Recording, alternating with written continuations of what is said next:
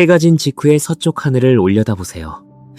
그곳에는 어떤 별보다도 밝게, 어떤 행성보다도 또렷하게 빛나는 하나의 점이 있습니다.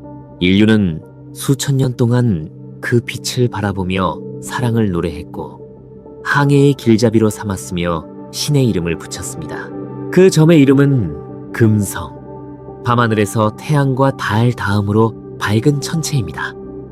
고대 로마인들은 그 아름다운 빛에 사랑과 미의 여신 비너스의 이름을 바쳤습니다. 새벽에 보이면 샛별, 저녁에 보이면 개밥바락이라 불렀고 어떤 고대 문명은 아침의 별과 저녁의 별을 서로 다른 두 천체라고 믿을 정도였습니다. 그만큼 금성은 인류의 하늘에서 언제나 가장 우아하고 가장 매혹적인 존재였습니다. 그리고 과학의 시대가 열리자 금성은 더욱 특별한 의미를 갖게 되었습니다. 지름은 지구보다 겨우 638km 작고 질량은 지구의 약 82%. 크기와 구조만 놓고 보면 태양계에서 지구와 가장 닮은 행성이기 때문입니다. 사람들은 자연스럽게 금성을 지구의 쌍둥이, 지구의 자매 행성이라 부르기 시작했습니다. 20세기 초까지만 해도 많은 사람들은 진지하게 상상했습니다. 저 두꺼운 구름 아래에는 비가 끊임없이 내리는 거대한 정글이 있을 것이라고, 어쩌면 공룡 같은 생명체가 넷지대를 거닐고 있을지도 모른다고 말입니다. 구름이 모든 것을 가리고 있었기에 인류는 그 베일 뒤에 마음껏 낙원을 그려 넣을 수 있었습니다. 게다가 금성은 지구에서 가장 가까이 다가오는 행성입니다. 화성보다 먼저, 화성보다 쉽게 닿을 수 있는 이웃. 만약 그곳이 정말 두 번째 지구라면 인류의 미래는 바로 저 빛나는 점 위에 있을 것만 같았습니다. 하지만 금성은 자신의 맨 얼굴을 단 한 번도 보여주지 않았습니다.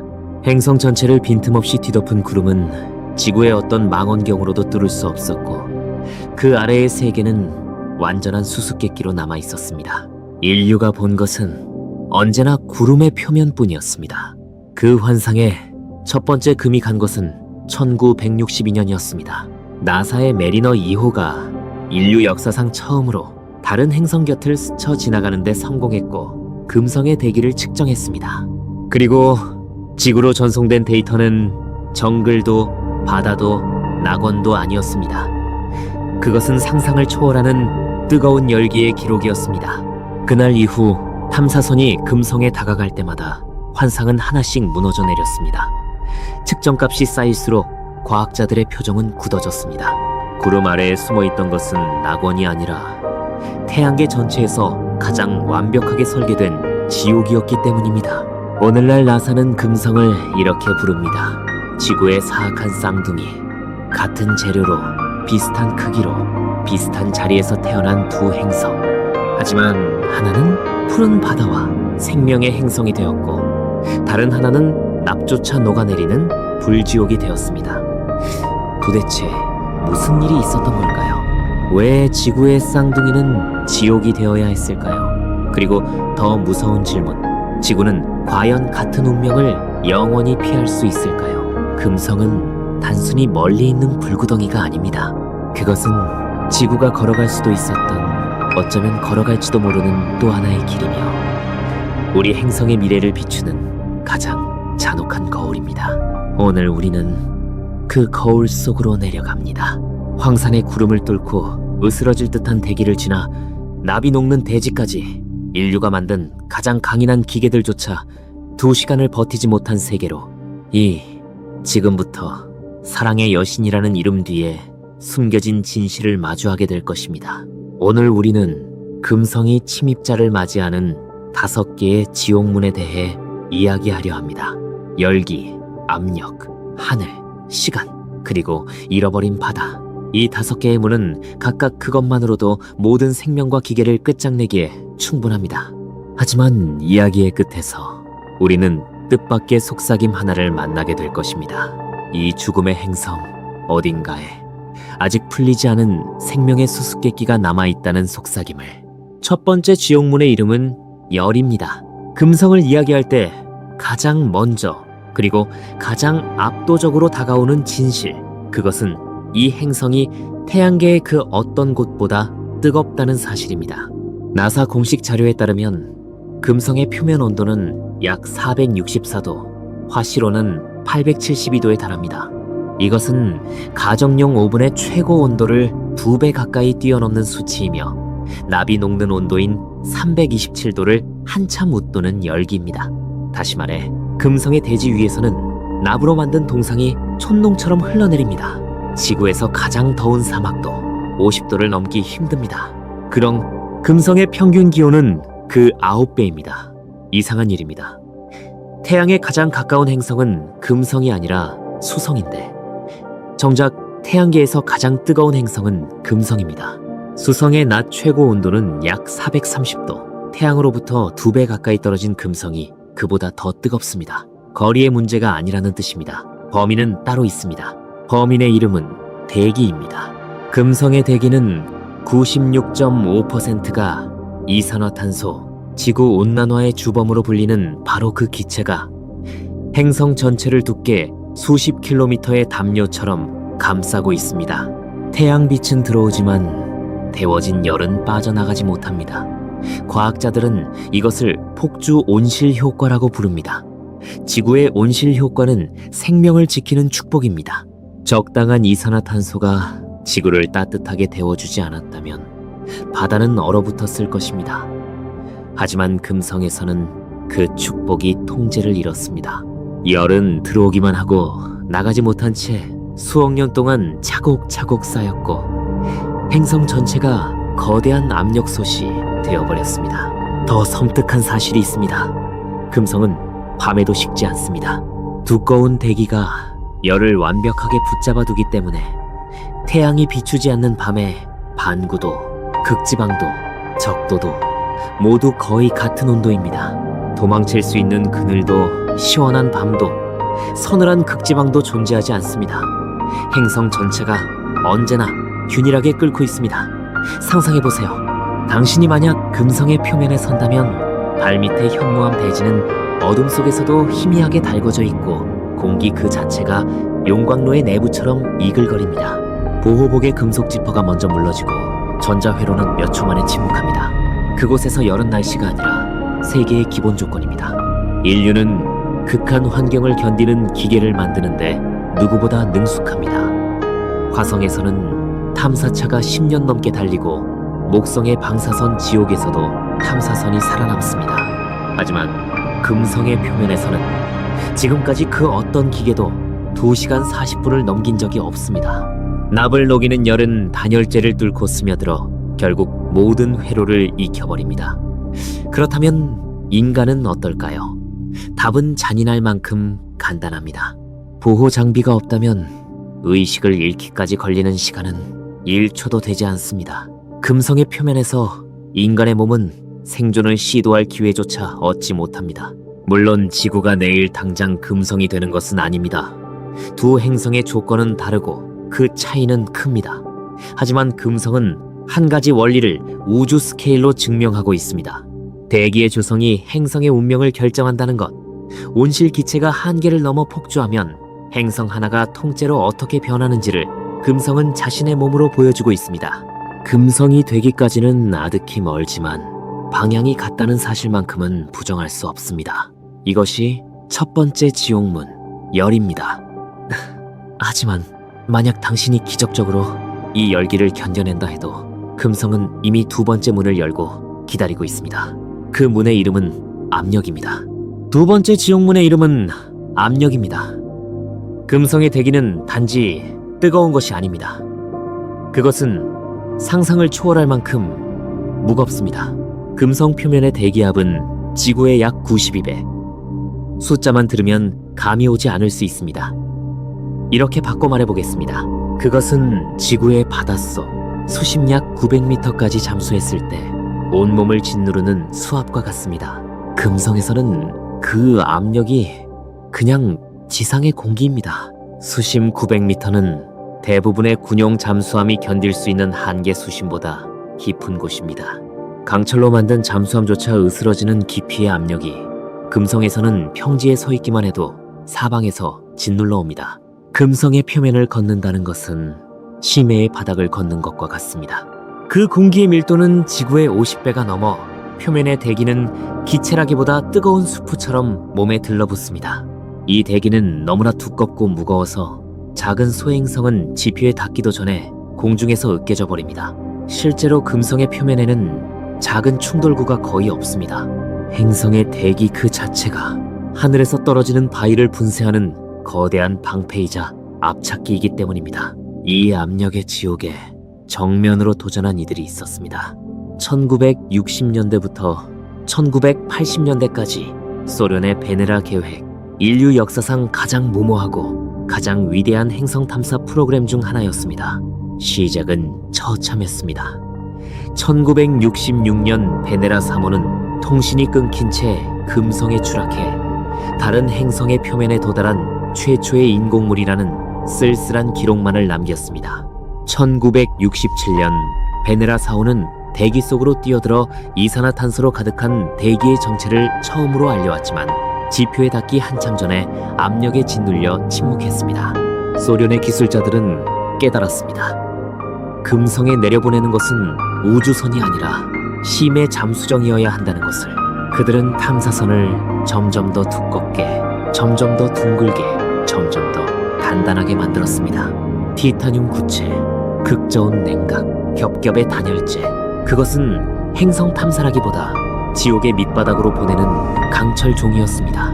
그리고 1982년 3월 1일 베네라 13호가 금성의 포에베 지역 동쪽 평원에 내려앉았습니다. 설계 수명은 단 32분. 그 이상은 누구도 기대하지 않았습니다. 나비 녹는 열과 잠수함을 부수는 압력 속에서 32분을 버티는 것만으로도 기적이었으니까요. 하지만 베네라 13호는 침묵하지 않았습니다. 나사의 기록 보관 자료에 따르면 이 강철 구체는 약 457도의 열과 89기압의 압력 속에서 무려 127분 동안 살아남아 신호를 보냈습니다. 설계 수명의 4배. 이 기록은 40년이 지난 지금까지도 깨지지 않았습니다. 드릴로 지면을 뚫어 흙을 분석했고 마이크로 바람 소리를 녹음해 다른 행성의 소리를 인류에게 들려준 최초의 기계가 되었습니다. 그 127분 동안 베네라 13호는 인류에게 위대한 선물을 남겼습니다. 다른 행성의 표면에서 촬영된 최초의 컬러 사진, 그리고 지금까지도 금성 표면의 컬러 사진은 그날 베네라 13호와 그 쌍둥이가 보내온 것이 전부입니다. 인류가 가진 금성 대지의 모든 컬러 이미지는 1982년 3월에 그 몇 장이 전부입니다. 사진 속의 금성은 주황빛 하늘 아래 펼쳐진 평평한 현무암의 대지였습니다. 판판하게 갈라진 검은 바위들, 그 사이에 어두운 흙, 그리고 짓눌린 듯 낮게 깔린 하늘. 아름답다고 말하기엔 너무나 적막하고 지옥이라 부르기엔 기묘하게 고요한 죽은 세계의 초상이었습니다. 나흘 뒤인 3월 5일 쌍둥이인 베네라 14호가 약 950km 떨어진 평원에 착륙했습니다. 같은 설계, 같은 기술로 만들어진 이 탐사선이 버틴 시간은 57분. 금성은 같은 강철에게도 같은 자비를 베풀지 않았습니다. 그리고 그것이 마지막이었습니다. 1980년대 이후 단 하나의 착륙선도 금성의 표면에 내려가지 않았습니다. 화성에는 탐사차가 줄지어 달리고 인류는 유인 탐사를 이야기하지만 금성의 대지는 40년 넘게 인류의 손길이 끊긴 채 홀로 끓고 있습니다. 열을 견디고 압력을 견딘다 해도 금성은 아직 당신을 놓아주지 않습니다. 고개를 들어 하늘을 보는 순간 세 번째 지옥문이 열립니다. 이 세 번째 지옥문의 이름은 하늘입니다. 지구에서 하늘은 푸르고 구름은 비를 내려 생명을 키웁니다. 하지만 금성의 하늘은 행성 전체를 덮은 독약의 바다입니다. 금성을 그토록 아름답게 빛나게 하는 그 구름의 정체는 물이 아니라 진한 황산입니다. 행성 전체를 감싼 구름층이 햇빛을 거울처럼 반사하기에 금성은 밤하늘에서 그토록 눈부시게 빛나는 것입니다. 인류가 수천 년 동안 사랑의 여신이라 불러온 그 빛은 사실 행성을 뒤덮은 산성 독구름의 반사광이었습니다. 금성에도 비가 내립니다. 황산의 비가. 하지만 그 비는 결코 땅에 닿지 못합니다. 지표 부근의 살인적인 열기 때문에 황산 방울은 떨어지는 도중 증발해 다시 하늘로 돌아갑니다. 영원히 내리지만 영원히 닿지 않는 비금성의 하늘은 그런 저주에 갇혀 있습니다. 그리고 이 하늘에는 태양계에서 가장 기이한 수수께끼 중 하나가 숨어 있습니다. 금성이라는 행성 자체는 한 바퀴 도는데 243일이 걸릴 만큼 느리게 자전하는데 그 위의 대기는 단 4일 만에 행성을 한 바퀴 돕니다. 땅보다 하늘이 60배나 빨리 도는 것입니다. 과학자들은 이 현상을 슈퍼로테이션, 초회전이라 부릅니다. 구름 꼭대기에서 측정된 바람의 속도는 시속 약 360km, 지구 최강의 태풍을 능가하는 폭풍이 멈추지 않고 약해지지도 않고 행성 전체를 영원히 휘감아 돌고 있습니다. 금성의 하늘에서 고요한 날이란 존재하지 않습니다. 이 초회전의 동력은 오랫동안 미스터리였습니다. 2020년 4월 국제학술지 사이언스에 발표된 일본 아카츠키 탐사선의 관측 연구에 따르면 태양의 열이 만들어내는 거대한 대기의 파도, 이른바 열조석이 끊임없이 대기를 밀어붙이며 이 광란의 회전을 유지하는 것으로 분석되었습니다. 행성의 하늘 전체가 태양이 연주하는 파도에 맞춰 도는 셈입니다. 그런데 이 지옥의 하늘에는 믿기 어려운 비밀이 하나 있습니다. 나사 자료에 따르면 지표로부터 약 50km 상공, 그곳의 기온은 30도에서 70도 사이, 기압은 지구 지표와 비슷합니다. 태양계 전체에서 지구 환경과 가장 닮은 장소가 역설적이게도 이 지옥 행성의 구름 속에 떠 있는 것입니다. 이 사실을 기억해 두세요.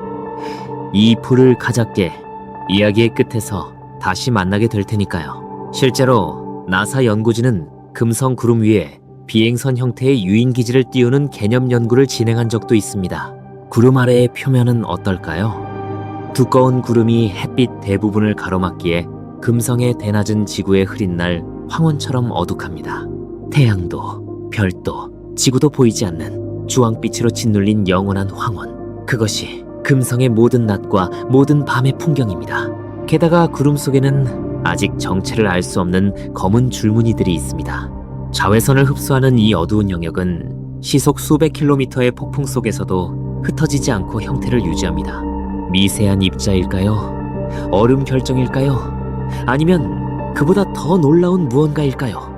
과학은 아직 답을 내리지 못했습니다. 독의 구름, 닿지 않는 비, 멈추지 않는 폭풍, 이것이 세 번째 지옥문, 하늘입니다. 하지만 금성의 진짜 광기는 이제부터입니다. 네 번째 문의 이름은 시간입니다. 네 번째 지옥문의 이름은 시간입니다. 금성에서는 시간 그 자체가 우리가 아는 모든 상식을 배반합니다. 금성이 스스로 한 바퀴 도는데 걸리는 시간, 즉 하루는 지구 기준 약 243일. 그런데 태양을 한 바퀴 도는데 걸리는 시간, 즉 1년은 약 225일입니다. 그렇습니다. 금성에서는 하루가 1년보다 깁니다. 한 번의 해돋이를 기다리는 동안 행성은 이미 태양을 한 바퀴 돌고도 남습니다. 더 기이한 것은 회전의 방향입니다. 금성은 태양계 대부분의 행성과 반대 방향으로 거꾸로 자전합니다. 만약 구름이 거친 금성의 하늘을 볼 수 있다면 태양은 서쪽에서 떠올라 동쪽으로 지게 됩니다. 왜 이 행성만 거꾸로 도는지, 거대한 천체와의 충돌 때문인지, 두꺼운 대기와의 마찰 때문인지 과학은 아직 확실한 답을 갖고 있지 않습니다. 그리고 금성에는 지구가 당연하게 누리는 보이지 않는 방패가 없습니다. 지구의 핵이 만들어내는 강력한 자기장, 태양에서 쏟아지는 하전 입자의 폭풍을 막아주는 그 방패가 금성에는 사실상 존재하지 않습니다.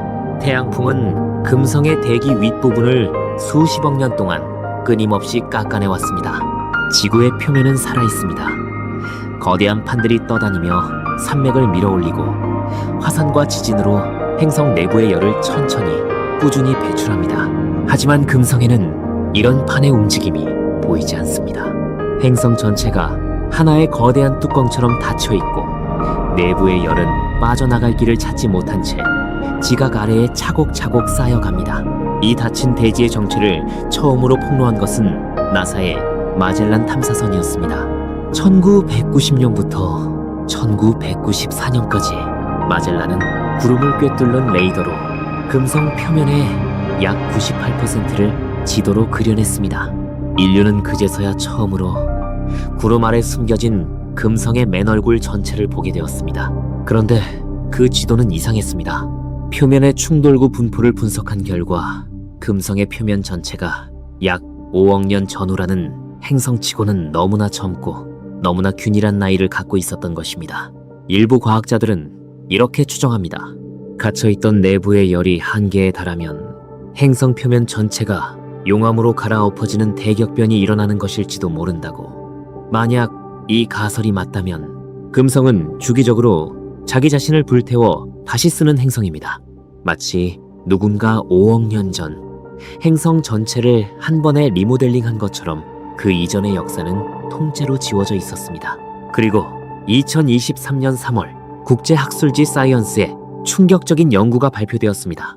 로버트 헤릭 연구팀이 마젤란의 30년 묵은 레이더 사진을 다시 분석하던 중 거대 화산 마트몬스의 화구 하나가 1991년 2월과 10월 사이 단 8개월 만에 모양이 바뀌고 크게 확장된 것을 발견한 것입니다. 금성의 화산이 지금도 살아서 활동하고 있다는 최초의 직접 증거였습니다.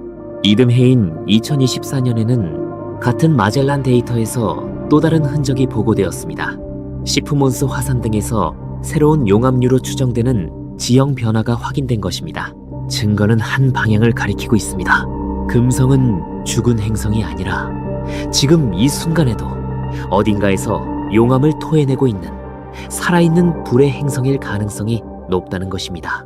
거꾸로 흐르는 시간, 방패 없는 하늘, 그리고 주기적으로 자신을 불태우는지도 모르는 대지. 이것이 네 번째 지옥문입니다. 하지만 마지막 문, 다섯 번째 문 앞에서 우리는 가장 슬픈 진실과 마주하게 됩니다. 그 문의 이름은 잃어버린 바다입니다. 이 불지옥에 한때 바다가 있었을지도 모른다면 믿으시겠습니까? 다섯 번째 지옥문은 금성의 과거로 통하는 문입니다. 그리고 그 문 너머의 이야기는 지구에 보내는 가장 무거운 경고이기도 합니다. 단서는 1978년 나사의 파이어니어 비너스 탐사선이 금성 대기 속으로 떨어뜨린 탐침에서 나왔습니다. 1982년 발표된 분석에 따르면 금성 대기의 중수소, 즉 무거운 수소의 비율이 지구의 약 100배에 달했던 것입니다.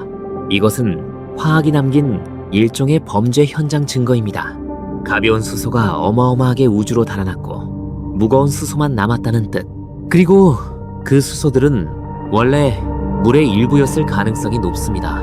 일부 모델은 한때 행성 표면을 수킬로미터 깊이로 덮을 물이 있었을 가능성까지 제시합니다. 이 증거를 바탕으로 일부 기후 모델은 놀라운 그림을 제시합니다. 수십억 년 전, 태양이 지금보다 어두웠던 시절의 금성에는 얕은 바다와 온화한 기후가 존재했을 수 있으며 어쩌면 20억 년 가까이 물이 유지되었을지도 모른다는 것입니다. 물론 반론도 있습니다. 2021년에는 금성에 애초에 바다가 응결될 수 없었다는 모델도 발표되었습니다. 푸른 금성은 아직 증명되지 않은 가설입니다. 하지만 만약 바다가 있었다면 그 최후는 이렇게 재구성됩니다. 태양은 나이가 들수록 점점 밝아졌고 금성의 바다는 증발하기 시작했습니다. 그런데 수증기는 그 자체로 강력한 온실 기체입니다. 더워질수록 더 증발하고 증발할수록 더 더워지는, 한 번 시작되면 멈출 수 없는 악순환, 폭주 온실 효과의 방아쇠가 당겨진 것입니다. 끓어오른 바다는 통째로 하늘로 끌려 올라갔습니다. 대기 높은 곳에서 태양의 자외선은 물 분자를 수소와 산소로 찢어 발겼고 가벼운 수소는 자기장의 보호조차 없는 행성을 떠나 우주로 영원히 사라졌습니다. 물이 사라지자 행성을 식혀줄 마지막 수단도 사라졌습니다. 바다는 그렇게 분자 단위로 분해되어 우주로 흩뿌려졌습니다. 남은 것은 이산화탄소로 가득 찬 대기와 나비 녹는 대지, 그리고 황산의 구름뿐. 금성은 어쩌면 한때 두 번째 지구였다가 단 하나의 폭주를 막지 못해 지옥이 된 행성일지도 모릅니다. 그리고 그 폭주의 주역이었던 온실 효과는 지금 우리 행성에서도 훨씬 작은 규모로 남아 진행 중인 바로 그 현상입니다. 그런데 이 죽음의 행성을 둘러싼 이야기는 뜻밖의 속삭임으로 방향을 뜹니다. 2020년 9월 국제학술지 네이처 애스트로노미에 한 편의 논문이 실렸습니다. 제인 그리브스 연구팀이 지상 망원경 관측에서 금성의 구름 속에서 포스핀이라는 기체의 흔적을 발견했다고 보고한 것입니다. 포스핀이 왜 문제일까요? 노렐은 다 아니었음은 노렐은 그리브스 연구팀이 지구에서 이 기체는 거의 전적으로 산소 없이 사는 미생물이나 인간의 공장에서만 만들어지기 때문입니다. 알려진 화학으로는 금성의 대기에서 이 기체가 안정적으로 존재하기 어렵습니다. 그렇다면 가능성은 두 가지뿐입니다. 우리가 금성의 화학을 아직 모르고 있거나 아니면 무언가가 그것을 만들어내고 있거나. 발표 직후 과학계에는 폭풍이 몰아쳤습니다. 다른 연구팀들은 같은 데이터에서 포스핀을 찾지 못했다고 반박했고 관측 데이터의 보정 오류도 지적되었습니다. 신호가 포스핀이 아니라 이산화황의 흔적일 수 있다는 분석도 나왔습니다. 반면 원 연구팀은 재보정 후에도 신호가 남는다고 맞섰고 2024년에는 새로운 관측에서 포스핀을 다시 검출했으며 암모니아의 흔적까지 보인다는 발표가 학회에서 나왔습니다. 논쟁은 지금 이 순간에도 끝나지 않았습니다. 기억하시나요? 지표로부터 50km 상공, 기온과 기압이 지구와 비슷했던 그 구름층을 일부 과학자들은 조심스럽게 상상합니다. 머나먼 옛날 바다가 끓어오를 때 만약 생명이 존재했다면 그 일부가 구름 속으로 피난해 산성 물방울 안에서 지금까지 버티고 있을 가능성을 분명히 말씀드리지만 이것은 증명된 사실이 아니라 검증을 기다리는 가설입니다. 하지만 과학의 역사에서 위대한 발견은 언제나 이런 무모한 질문에서 시작되었습니다. 끓는 온천에서도 산성 호수에서도 미생물은 살아남습니다. 과학은 아직 그 문을 닫지 않았습니다. 그래서 인류는 마침내 금성으로 돌아가기로 했습니다. 나사의 다빈치 미션은 2030년대에 탐사 캡슐을 금성 대기 속으로 직접 떨어뜨려 구름에서 지표까지 내려가며 대기의 화학을 정밀 분석할 계획입니다. 마지막 착륙선 이후 반세기 만에 인류의 기계가 다시 그 지옥 속으로 뛰어드는 것입니다. 나사의 베리타스 궤도선은 2031년 발사를 목표로 마젤란보다 압도적으로 정밀한 레이더로 금성의 지도를 다시 그릴 준비를 하고 있습니다. 유럽 우주국의 앰비전 역시 2030년대 초 발사를 향해 제작에 들어갔습니다. 과학자들은 이 시기를 금성의 10년이라 부르기 시작했습니다. 예산의 풍랑 속에서 일정은 흔들리고 있지만 방향만큼은 분명합니다. 다음 목적지는 금성입니다. 이 탐사선들이 찾으려는 것은 단순한 지도가 아닙니다. 금성에 정말 바다가 있었는지, 화산은 지금도 불을 뿜고 있는지, 그리고 구름 속의 그 수상한 기체가 정말 생명의 숨결인지. 어쩌면 우리는 10년 안에 인류 역사상 가장 거대한 질문 하나에 대한 단서를 손에 쥐게 될지도 모릅니다. 하지만 무엇이 발견되든 금성이 우리에게 건네는 가장 중요한 메시지는 이미 도착해 있습니다. 지구와 거의 같은 크기, 거의 같은 재료로 태어난 행성이 대기 하나가 폭주한 끝에 어떻게 되는지를 금성은 영원히 전시하고 있습니다. 그것은 우주가 지구 곁에 세워둔 가장 잔혹하고 가장 정직한 거울입니다. 밤하늘의 별들 사이에서 생명이 사는 행성과 나비 녹는 행성의 차이는 결국 대기라는 얇은 막 하나였습니다. 우리가 매일 숨쉬는 이 투명한 공기의 층이 사실은 천국과 지옥을 가르는 경계선이라는 것. 금성은 그 사실을 자신의 모든 것을 바쳐 증언하고 있습니다. 그러니 우리는 겸손해질 수밖에 없습니다. 지구가 푸른 것은 당연한 일이 아니라 수십억 년 동안 이어진 기적 같은 균형의 결과입니다. 그 균형이 얼마나 깨지기 쉬운지를 우리는 바로 옆집의 폐허에서 배우고 있습니다. 오늘 밤 해가 진 뒤 서쪽 하늘을 다시 올려다보세요. 그곳에는 여전히 그 무엇보다 아름다운 빛이 떠 있을 것입니다. 하지만 이제 당신은 알고 있습니다. 그 빛이 황산구름의 반사광이라는 것을. 그 아래에 나비 녹는 대지와 127분 만에 침묵한 강철의 무덤과 어쩌면 사라진 바다의 기억이 잠들어 있다는 것을. 그 빛은 경고이자 동시에 기도입니다. 같은 곳에서 태어난 두 행성 중 하나는 지옥이 되었고 하나는 아직 푸릅니다. 저 빛이 우리에게 묻고 있습니다. 너희의 행성은 끝까지 푸를 수 있겠느냐고. 그 답은 별이 아니라 우리에게 달려 있습니다.